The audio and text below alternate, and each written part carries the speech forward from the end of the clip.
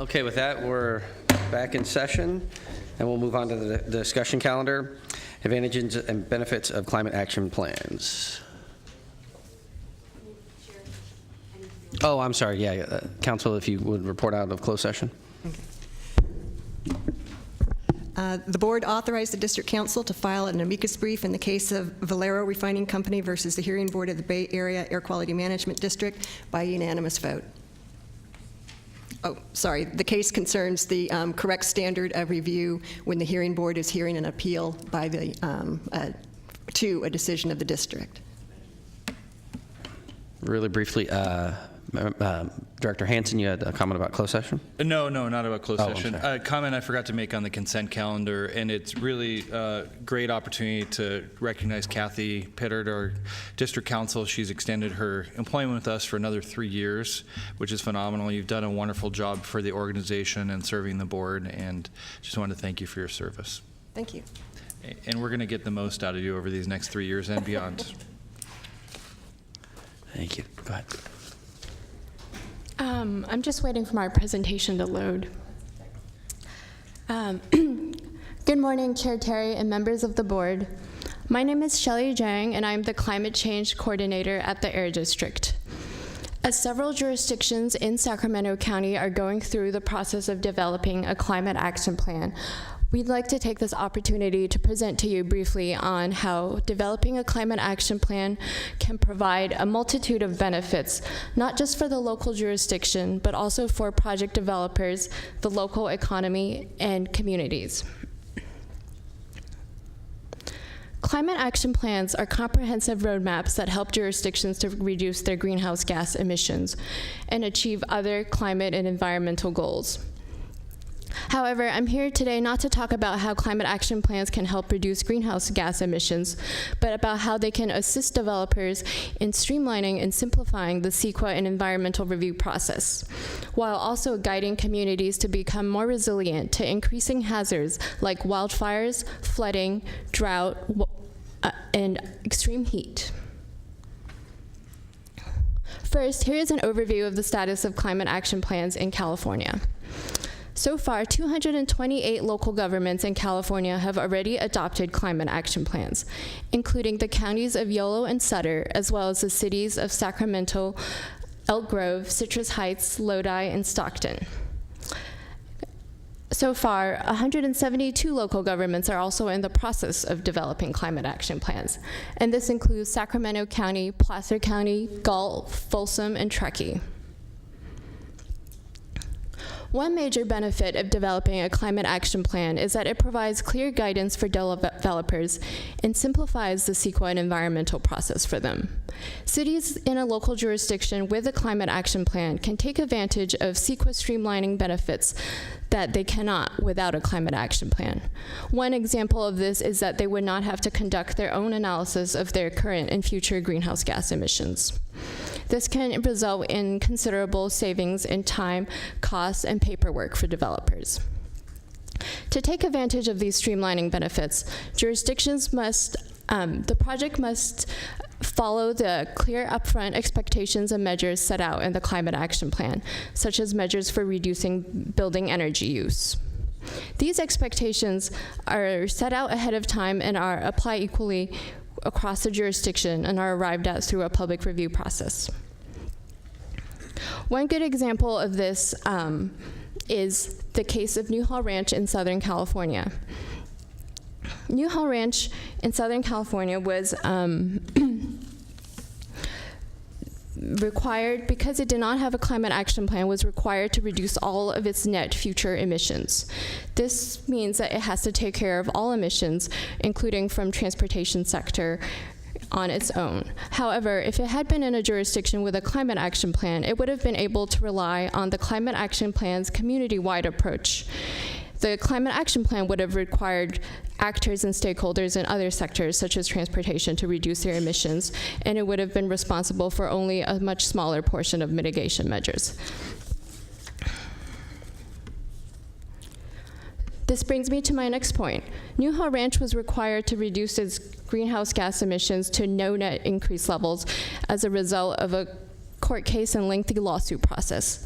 Adopting a climate action plan can help project developers avoid the risk of legal challenges and reduce costs. This is because the California courts have determined climate action plans to be an adequate way to fulfill CEQA analysis requirements. Courts have accepted climate action plans as one effective way for projects to demonstrate that they are meeting greenhouse gas emissions reduction goals. At the same time, jurisdictions must also make sure that their climate action plans are adequate to meet their own pre-established conditions.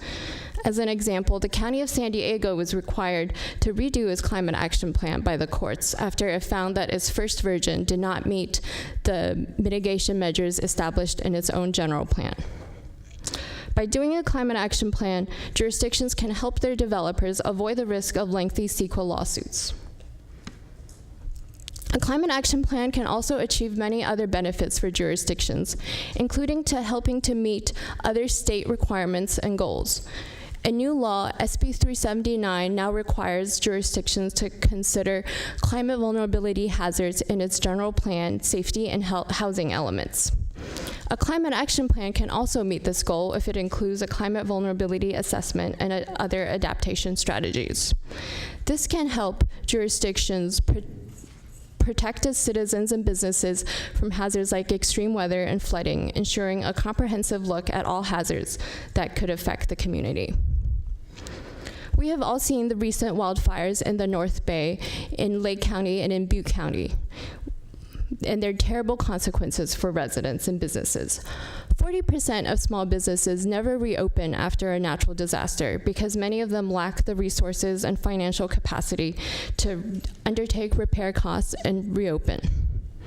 A climate action plan that includes adaptation measures can help raise the baseline level of economic resilience for a community through improving risk planning, investing in infrastructure, and undertaking improved emergency and hazard planning.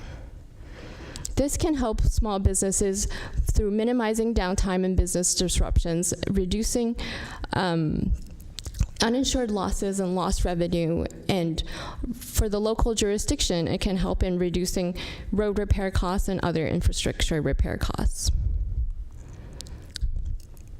Climate change will affect a community's economic productivity and output. Extreme heat will reduce worker productivity and place risks on the health risks for outdoor workers. For every 1.85 Fahrenheit degrees in average temperatures for Sacramento County, economic output for the county is also predicted to decline by 4%. However, a climate action plan can help reverse this trend. Supportive policies can encourage the development of advanced technologies such as vehicles and fuels and encourage clean energy startups in the jurisdiction. Workers in high-performing, energy-efficient buildings are demonstrated to score better on cognitive function tests and have higher productivity and better health.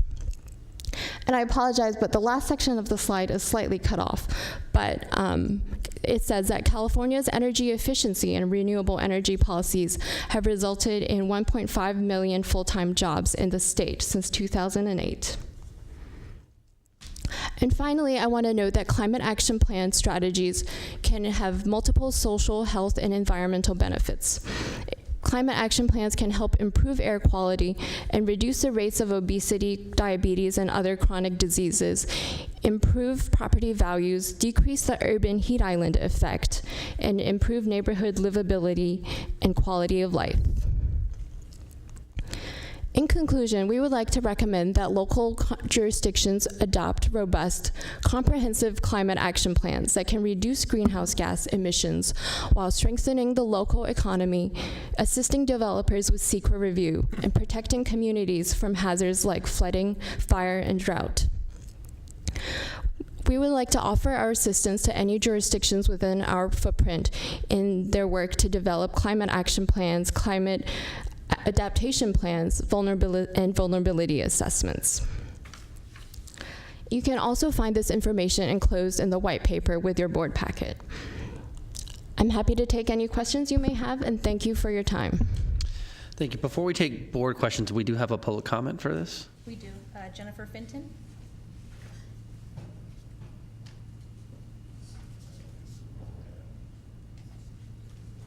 This one on? Okay. Can we go this one? Yeah, if you want to. All right. Let's scooch over. Good morning, Chair Terry and directors. I'm Jennifer Fenton with Breathe California here in Sacramento region. We saw this was on the agenda and just wanted to add our support that a robust climate action plan for the area would do a lot for the region. And this is a perfect example of our history of partnering with businesses and the health community to just do it right the first time. So to have a robust plan puts health and safety right in line with business interests, and so there's a lot of resources available, and so we appreciate the district taking a lead on this and your respective jurisdictions and all the work that they've done already, and then we just encourage the rest of you to keep going, and we're here to support you. I know there's a lot of resources out there, so thank you. Thank you. And we have a question from Director Natoli. Yeah, thank you, Mr. Chair.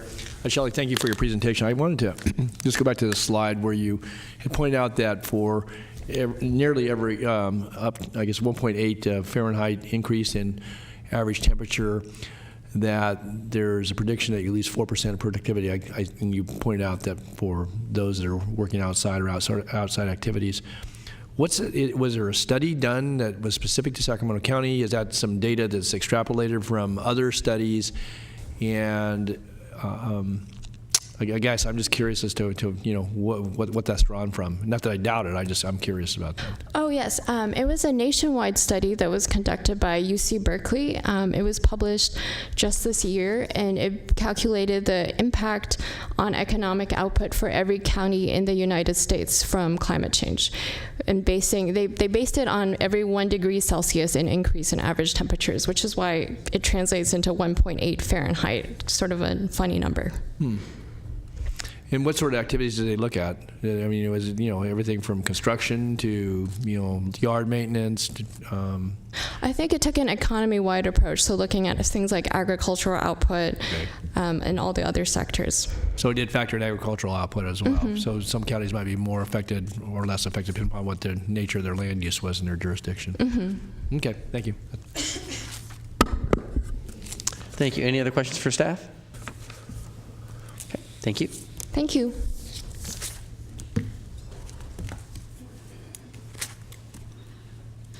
So item 11, we'll move on to the Check Before You Burn program. 'Tis the season, huh?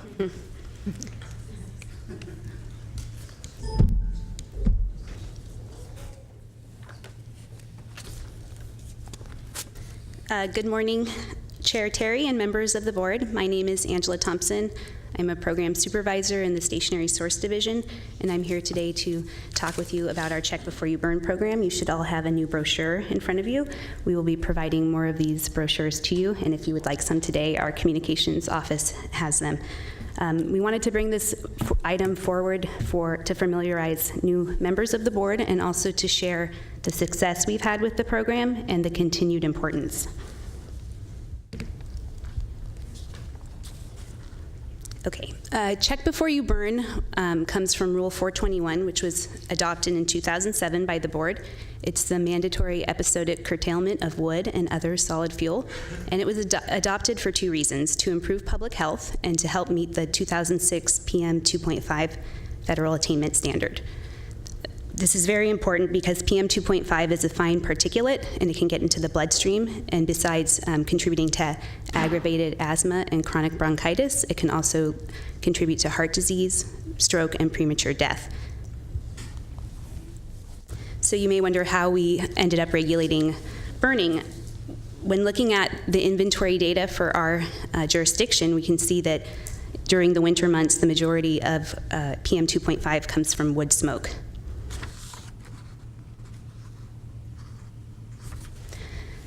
So this program works, it applies through the months of November through February, so we're about to come into those months right now, and it includes holidays. We like to say that air pollution doesn't take a holiday, so we don't either. There are 2 different types of days where burning is restricted or prohibited, and this applies to all solid fuel, not just wood. It also includes pellets and manufactured logs, and it applies to residents and businesses. This is the way the public sees how you check before you burn. On the bottom, you can see there's 2 categories, legal to burn and burning discouraged. And then we have stage 1, which is when burning is restricted.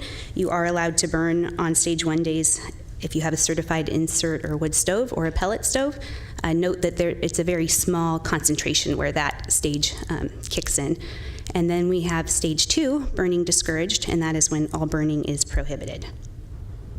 So there are 6 ways to check before you burn. You can download the free Sacramento Regional Air Quality app. This is our 2nd year with this app. We're already up to 15,000 downloads. You can call the No Burn line. You can read the Sacramento Bee weather page, sign up for alerts at sparetheair.com, or visit airquality.org, or you can follow us on Twitter.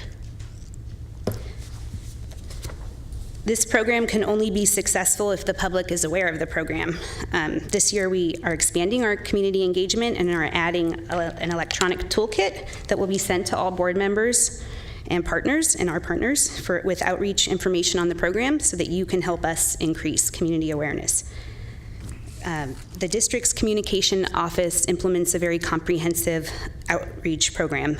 Besides public relations and advertising, we utilize partnerships and social media. Examples of this would be outdoor billboard advertising that you can see, and we use Twitter, Facebook, Instagram, and Pinterest. And here is a print of everything that would be in print advertising this season. So you can see we get the word out there for a lot of different communities. So switching gears, this slide shows the tally of days where burning is legal and where burning is prohibited or restricted.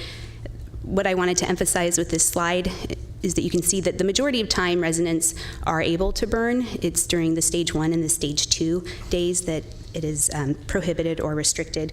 On average, during the course of the history of this program, that comes out to be about 30 days per season. And you may notice that 15-16 was a lot lower than the other years, and that's really just due to weather and atmospheric conditions. So the final element of this program is the enforcement, and this is where we interact heavily with the community. We run an enforcement program where we do surveillance on stage 1 and stage 2 days. We respond to complaints, telephone and online, and we do after hours and holiday work. We understand that these are people's homes, and our inspectors take a very hands-off approach. Inspectors do not enter private property. Violations are mailed to the residents, and first-time violators have the option to take an exam or pay a $50 penalty. In addition to the enforcement, we also run an exemption program where residents who have no other source of heat or have financial hardship conditions can apply for a waiver. Here are our statistics for the last 3 years of waivers, violations, and complaints that we've received. You can see that those also follow a similar trend to the burning days. So when we don't have many restricted days, we tend not to have as many violations or complaints. So to wrap it up, we really want to stress that this program has been extremely effective. As you can see from the chart, when the program began, we immediately had a steady improvement in our air quality, and we are currently meeting our federal PM 2.5 standard. But this program is what keeps us there, and so it remains incredibly important that we continue this program. So if you have any questions, I can take those now. And if not, thank you for your time. First, we have Director Hansen. I just have a question, especially after the wildfires and the summer we had with a lot of Spare the Air days, how we might be able to integrate these alerts into some more ongoing public health opportunities rather than through the district alone. I know Sacramento County puts out alerts. My weather app called WeatherBug shows me pollen. It shows me, UV. Is there a way to get into some of those things, this information about check before you burn and spare the air, so that it's more of a present consideration rather than people having to go find it? And I don't expect that you know that now, but I think it would be good if we can find a way to proactively integrate into those distribution methods for information. So rather than have to proactively find it, it's being proactively pushed out through those channels. That's an excellent suggestion, and we'll take that back. Yeah. We're actually, this is actually a very timely suggestion because, as you know, we're gearing up with our communications strategy, and this is the kind of thing that we certainly want to get from you. I wanted to put this before you, and the reason we wanted to have the staff presentation is because obviously this is one of our most important programs. Yeah. Unlike ozone, where you heard us say we're making good progress, on PM, you can see how close we are to the standard. So we're making good progress, but we cannot let up, and this is going to be one of the key programs to help us achieve that. And I know for some of you, this is a relatively new program. It doesn't get past us, the fact that it is a difficult and controversial program, but it is absolutely essential to maintain our progress. So anything we can do, any other ideas that you have to improve communication, we'd be more than happy to hear that from you. Just as a quick follow-up, I know the wildfires 2 summers ago, I think it was, that were in the Sierras really impacted our attainment. Do we know yet at all about how the wildfires that just have happened in the North Bay will affect our attainment? We're in the middle of assessing that information. Obviously, it's too recent, and the fact that there is a structure to take into consideration how these unexpected events impact our ability to comply with the standards or not. It's something that we are paying very close attention to. But absolutely, the wildfires don't make our job easier, and unfortunately, they're only expected to get worse and worse. So the last thing I'd just say is maybe in the wildfire situation, I know that oftentimes it'll be far away, but we'll walk outside and we can feel it in our lungs or in our eyes. I don't know if we want to think about, from a public health standpoint, how to communicate smoke, because I know that's come up with that uncontrolled burn, or, well, it was controlled before it was uncontrolled. Burn in Yolo County affected Sacramento County, but maybe there's a way to communicate that, because I think the public is becoming more aware of the dangers of wildfire smoke, even when it's not a fire from our own community. There is definitely a way, and obviously we work very closely with the county health officer. We are trying to strengthen communication with our fellow districts because like we saw recently, what happens there can impact us, and vice versa. So these are all actions that are a work in progress. Okay, thank you. Thank you. Yeah, I would just echo what Director Hansen said, that besides Facebook, the second most used app is the Weather Channel, and it can show you allergies, it can show you cold and flu, but it doesn't show you not to burn. So if we can ever crack that nut, that'd be a great thing. With that, Director Carr. Yes, could you go back to the communications outreach slide? Went by rather quickly. This one? The next one. The other way. The other way, yeah.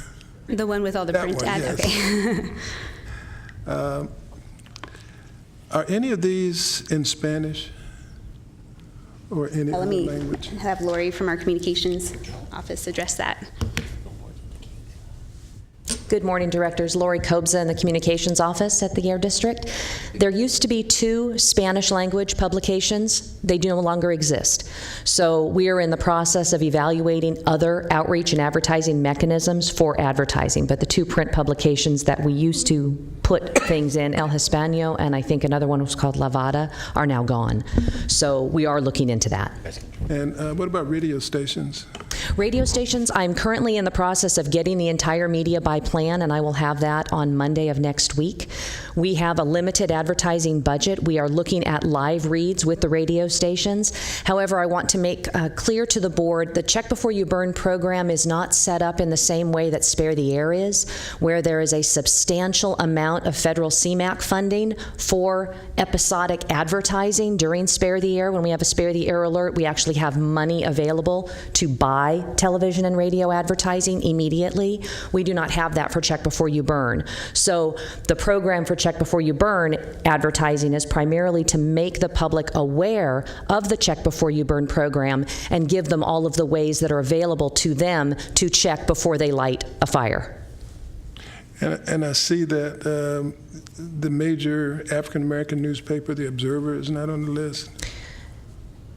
I don't know why the Observer is not on that list, so I will take that and look into that, Director Carr. We have done advertising with the Observer before. And we've done a lot of work on reaching out to the diverse community that we Yes. represent. So when we do our ride around, I'd like to bring some information with me, that some of these radio stations do advertising for free. They will do public service, like the Hmong radio station, anytime you want to get on it, to talk about today is a Spare the Air day, because they're not going to read any of these publications. And No, and we do have that. We work with Crossings Communications for multicultural advertising and outreach avenues, and they're in multiple languages. And then we'll be happy to take any of the input that you have on other ways to reach those populations. We'll appreciate it very much. sure. And certainly, as you and I discussed, Director Carr, anything that we can do to expand our sphere in these non-traditional I'll bring it with me media when we do events. our ride around. Absolutely. Absolutely. Thank you very much. Any other questions for me? Yeah, we have quite a few folks. Well, I'm sorry, not sure you in particular. Director Nguyen? Director Carr started the conversation. It's exactly what I was going to say. As I looked at the advertising list, I didn't see any ethnic media on here. I'd also push that we have it in the various different languages, and I can certainly assist with that. My staff do speak the various different languages, and we have done interpretation and translations of materials before for the county to assist in that. Also, there are service providing organizations in town Yes. that can definitely hand these out to our clients that come into our office to receive services. As I was looking at this, and the penalty fee of $50 or take the wood smoke awareness exam, unless that's in language, the folks that are in the community that don't read the English language or understand are going to fail that exam. So I hope that exam is also in the various different languages as well too. So I just want to make sure we're all cognizant that we have a very diverse community here, and that we make sure that they are receiving the information and that they are aware of this change. No, and we appreciate that. And I would also like to point out that one thing that Angela mentioned, we do have a 9-page comprehensive public outreach plan for Check Before You Burn. This is only 3 little slides. So we do have a complete multicultural outreach effort. All of our brochures that you see there, it is in all languages or 4 languages. We have it translated into Russian, Hmong, Spanish, as well as the English one. The translations in Spanish, Russian, and Hmong are currently underway, and once that's completed, then we will have those publications as well. And we do promote in language, and we have close to 2,000 partners and a whole new multicultural outreach component for the 2017-18 season. So thank you very much. I'll make sure that I get back to you actually and share some of those things and take some of your input so that we make sure that we're getting into the places where we need to be. Wonderful, thank you. Absolutely. Really good information to share with the entire board. Yes, thank you. Thank you. Director Natoli? Yes, thank you, Mr. Chair. A couple of quick questions. One, just as we talk about information sharing, it would seem to me that a couple other sources that are available to us, the channel this is being broadcast on, Metro Cable Channel 14, I would think that that's up every day. It's not always live, but there would be the ability to run this information on that channel, assuming they could make that linkage. And also websites. I know the county has a website in which there's daily information coming out. Again, maybe linking to that, if nothing else, so that those links are there. Maybe they already exist. But there's ways that people seek out information in different ways, different languages, and I think you've made it pretty accessible. But I know that a couple times, just with the printed newspaper, that it either was a no burn or it was a restricted, and then information changed. And so, if you called in, it was different than that. A couple times last year, if I recall. Occasionally there will be a same-day change. It doesn't happen very often. And just so the directors do know, if there is a same-day change where, let's say on a hypothetical Tuesday, Wednesday, on a Tuesday we will state that Wednesday is a no-burn day. Yeah. And then for some reason it isn't, or for some reason it wasn't a no-burn day, but it becomes one. Right. There's no enforcement. Okay, that's good. Yeah, we can't expect the public to check 5-6 times a day to know whether it's burn or no burn. So once it's out, it's out. And if we had stated that it was going to be burning discouraged on a Wednesday, and we get the forecast call at 10:45 and conditions have changed, and it's going to be a stage 1 or a stage 2, there will be no enforcement, The hope, however, is that the people who do check in the afternoon, who are getting ready to burn at 5 o'clock or 6 o'clock at night, they will then see that no burn. They will not burn, and they'll reduce the emissions, which improves the health for all of our communities. Very good, thanks. You You're anticipated that welcome. question. A couple other questions, and just the data on the page that showed the program effectiveness. We're, in third quarter, entering fourth quarter of the calendar year, actually, for 2017, and we don't have, that chart doesn't have 2015 or 16 on there. Why is that? Mark? You're there. It's this chart, right? That's that chart right there, yeah. That's the chart. Wait, so are you referring to the chart for the air quality data presented through, or were you talking about the statistics on the... Well, she had a separate table with 15, 16 data in there as well. No, no, this one right here. Okay. Because again, to Alberto's comment too, we're real close, but I don't know where we were going back almost 3 years ago now. I mean, obviously this year is current, but certainly we actually do have the numbers for the next year as well. It is also fortunately below the line, which is a good thing. So real quickly, for the purposes of this graph, it is a 3-year rolling average. So it's not just where you are in each year, but you have to look back at the last 3 years of data. It's also at what point the EPA has formally approved the data. And so we're just sort of cognizant in terms of how we present that. But the data for 15 and 16 were below. Okay. So it's right. It's fairly close. Does the trend continue, or is it flat? I mean, it's mostly flat at the moment. And just for a side note, for 2016, and this is where we have to be very careful on, is we have 2 sets of data coming. There's the final data that's actually the Wade filters that have been blessed and approved, if you will, and we also have the initial electronic data. So the electronic data for 2016, if you'd asked me right at the end of 2016, we actually thought we were above. Not the 3-year average, but for that year we thought we were above. Fortunately, when the Wade samples and the official results came in, we were below. Okay. And so that's part of that quality assurance, quality check that goes into the data, is just that the electronics can vary a little bit from the official Wade samples. Making sure that it's calibrated to the point. Correct. Okay.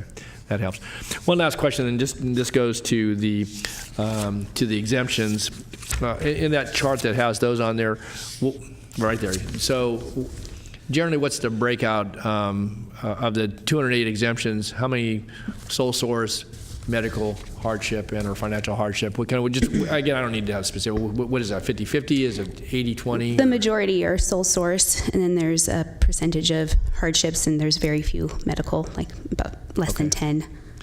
And so the reason we have them do that annually versus maybe, every other year, I mean, obviously there's a paperwork trail behind that. Well, the rule requires every year for the financial hardship.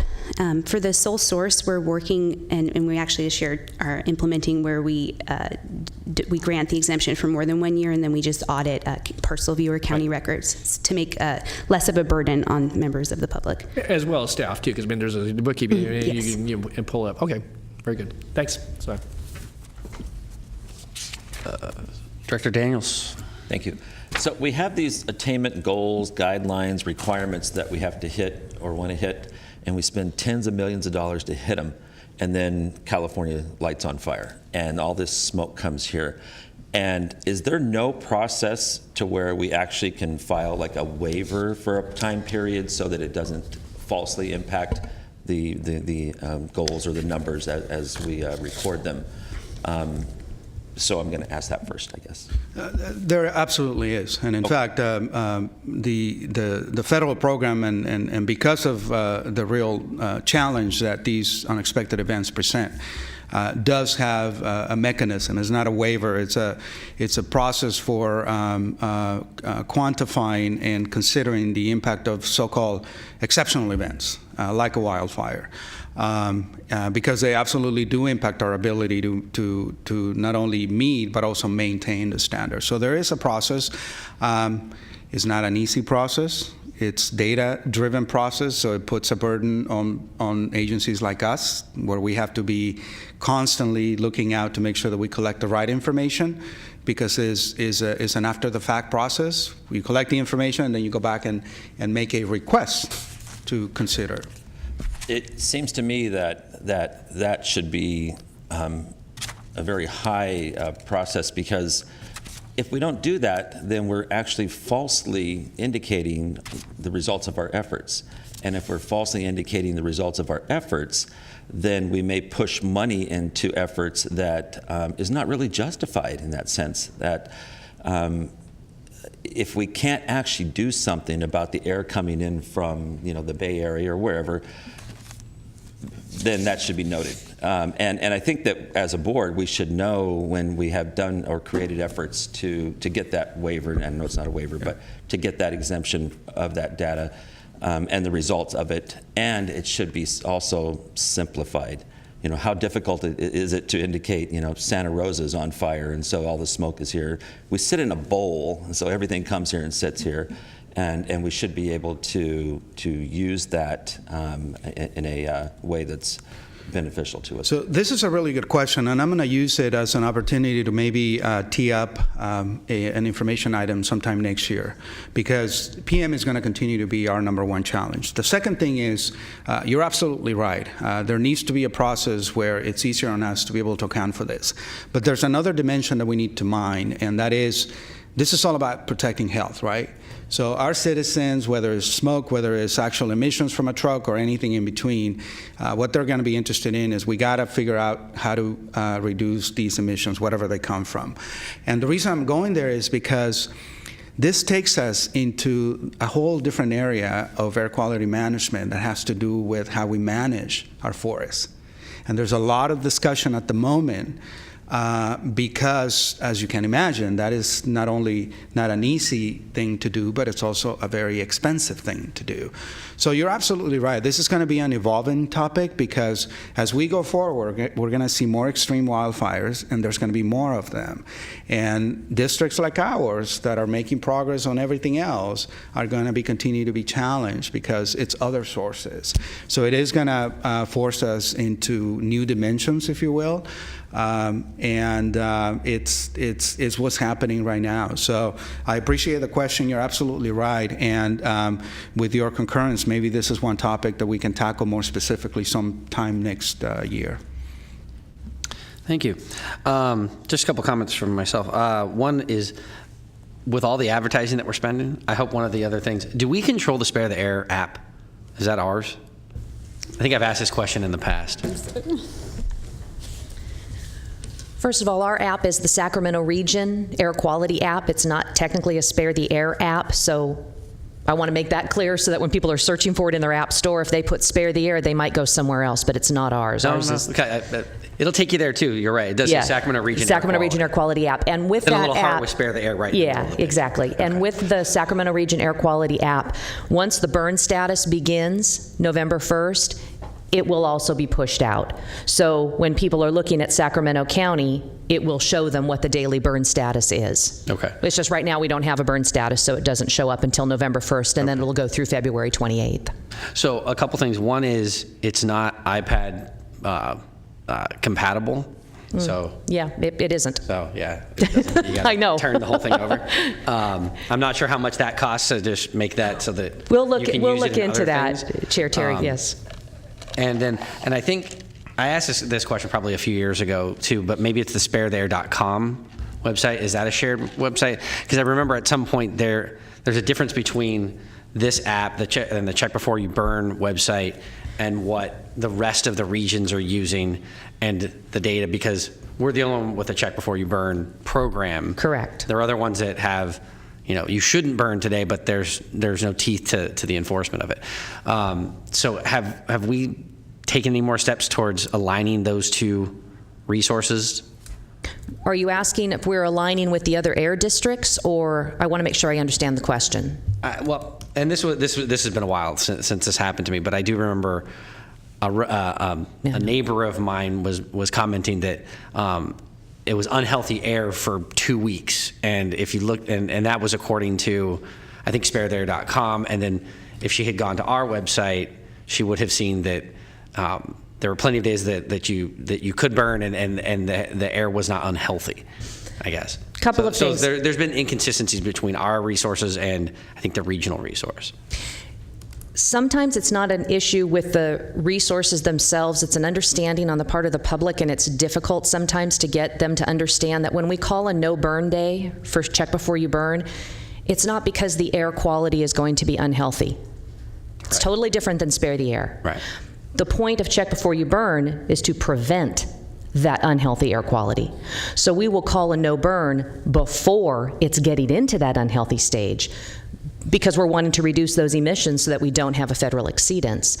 Whereas with spare the air and that alert, that's going out when we know the air quality is going to be unhealthy. We're wanting people to take steps to protect their health, reduce driving, to reduce emissions. So they're very different programs because they, of course, are attacking two different pollutants.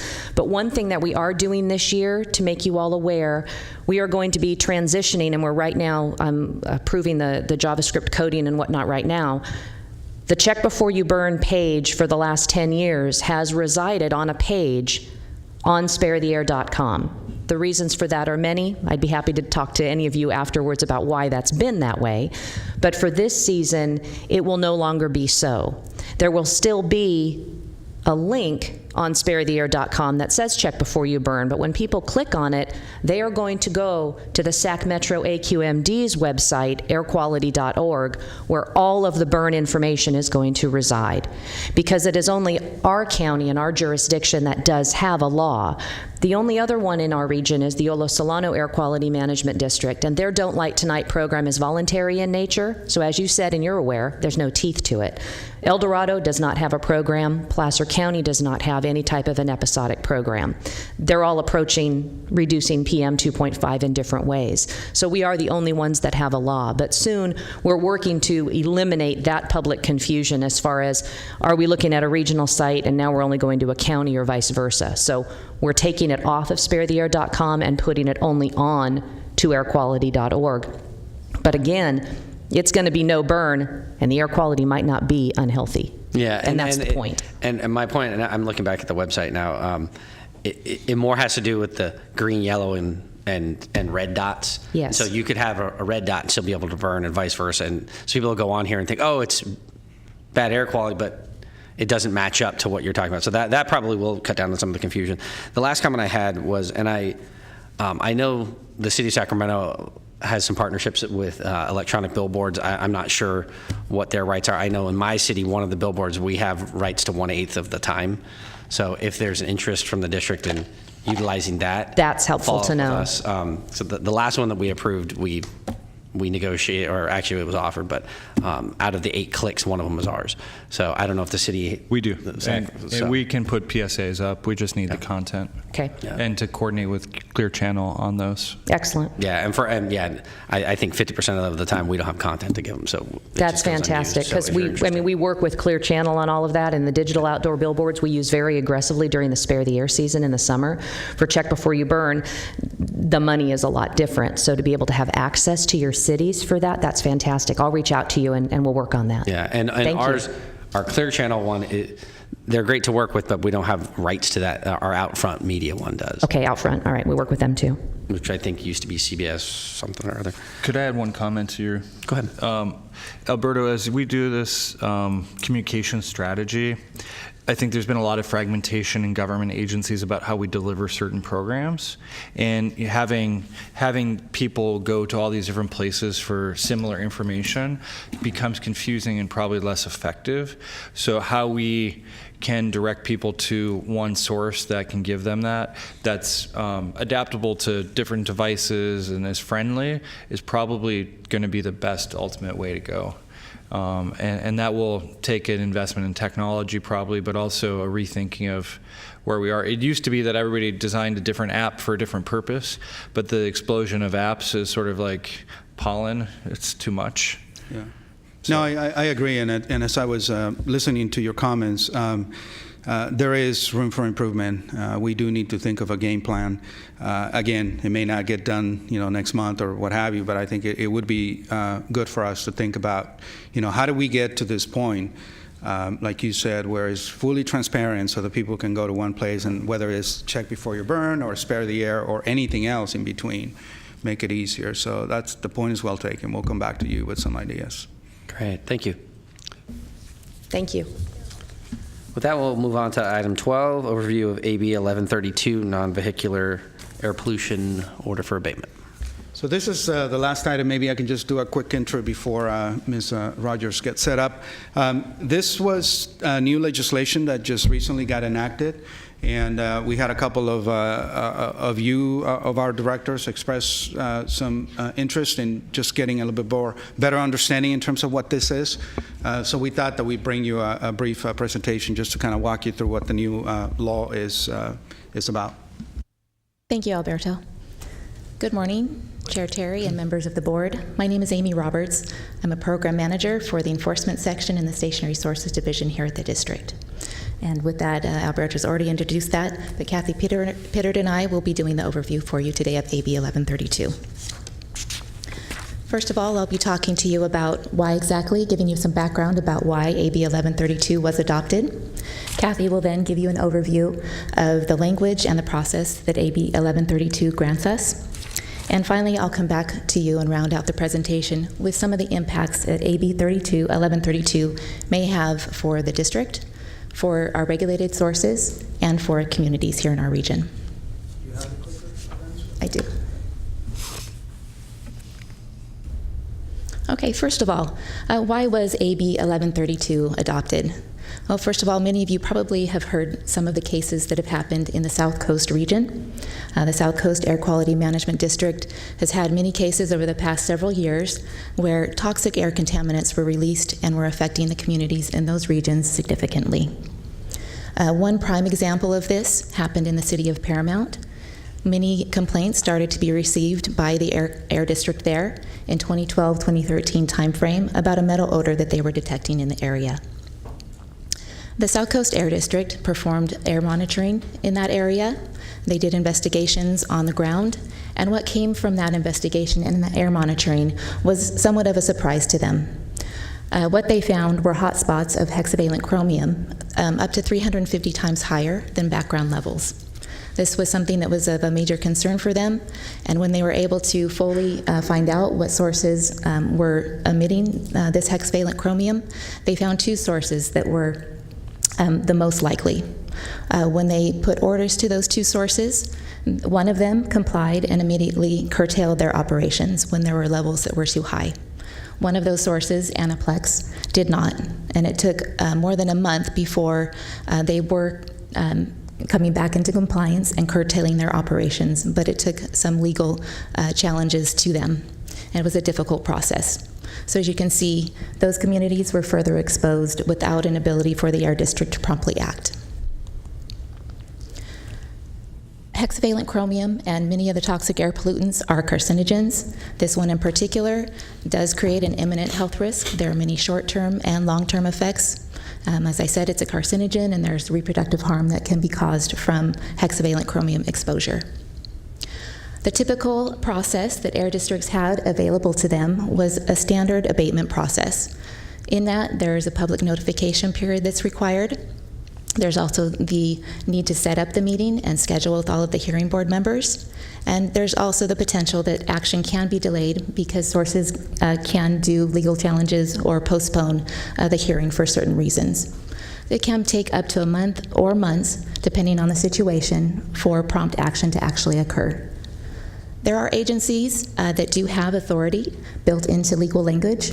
The Clean Air Act, for example, grants the EPA authority to act promptly when they've established an imminent and substantial endangerment. The Clean Air Act, the California Health and Safety Code also provides legal language for the Department of Toxic Substances Control and the State Water Resources Control Board to act also in this manner when they do deem that there is an emergency situation occurring. So as you can see, the importance of this need for local air districts also to be able to enact this when possible. Because of the many delays that the South Coast Air District experienced, and because of the seriousness of the nature of those emissions, they sought legislation and sponsored AB 1132.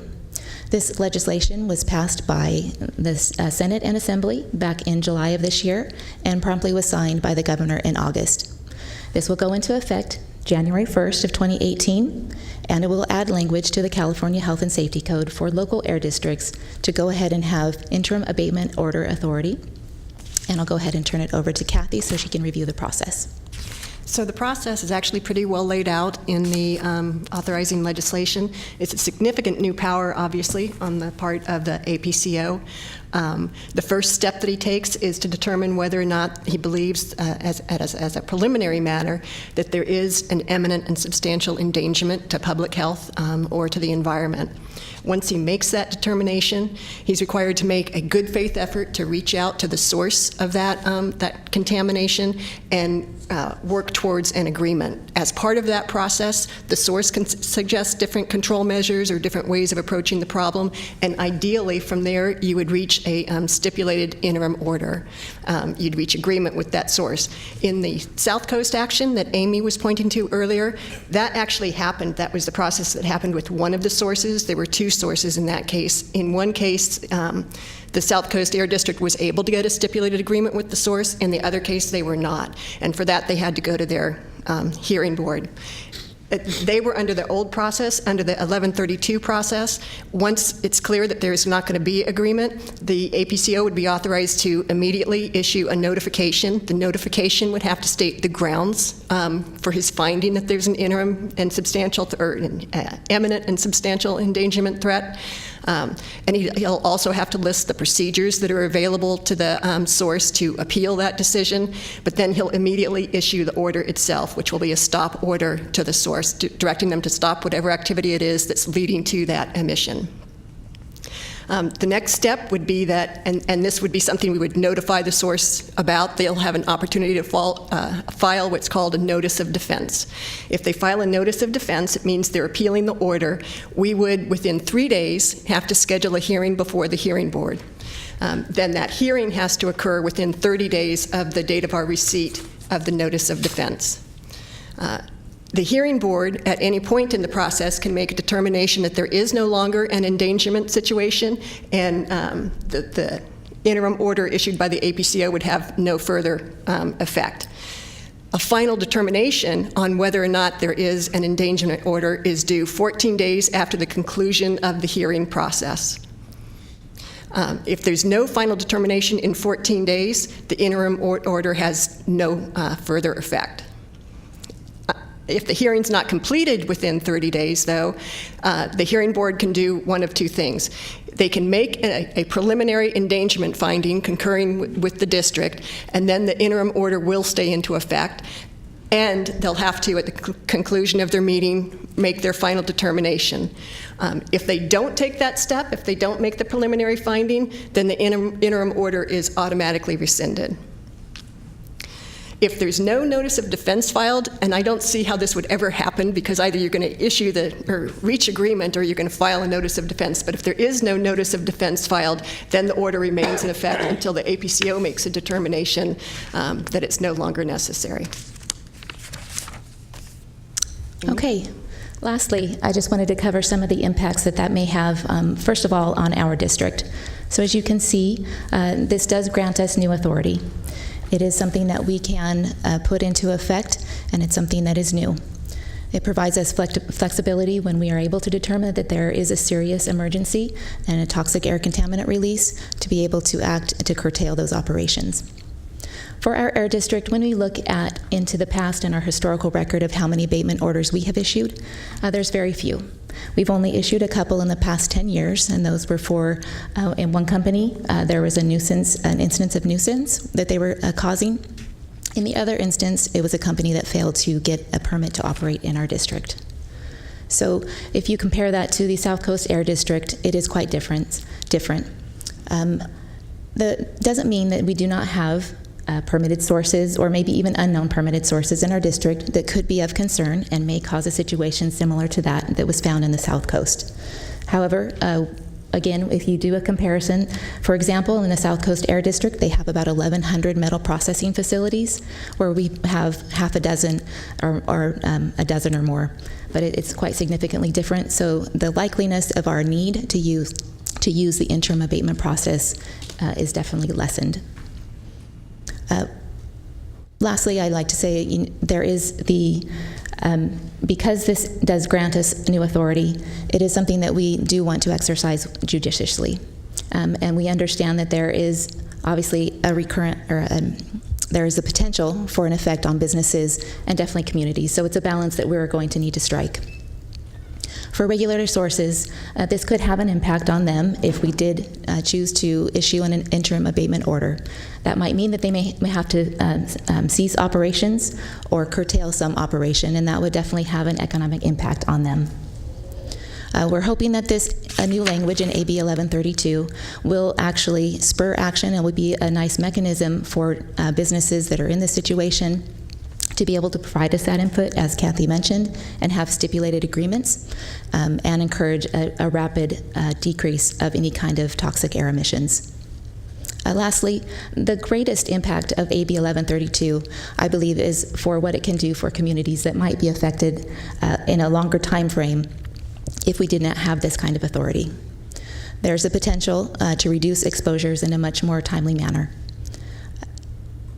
There's also some concerns. Some communities have talked about the inability to act that air districts or other agencies have, especially in underrepresented communities and environmental justice areas.